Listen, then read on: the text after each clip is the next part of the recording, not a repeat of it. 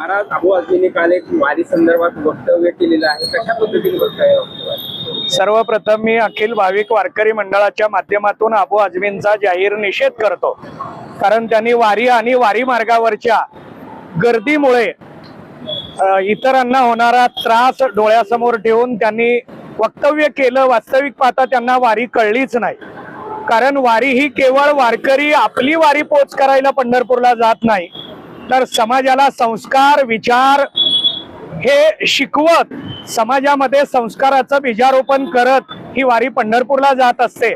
आणि दुसरा मुद्दा असा आहे की भारताची ज्या वेळेला फाळणी झाली त्यावेळेला धर्मावर फाळणी झालेली आहे। मुस्लिमांनी पाकिस्तानमध्ये जावं आणि भारतामध्ये राहणाऱ्यांनी हिंदू संस्कृती स्वीकारून भारतामध्ये परंपरेला स्वीकारून राहावं, हा अभ्यास अबू आझमींनी करावा आणि नंतर वारीवर बोलावं।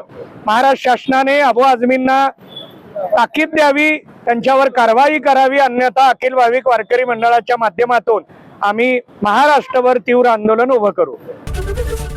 एबीपी माझा, उघडा डोळे बघा नीट।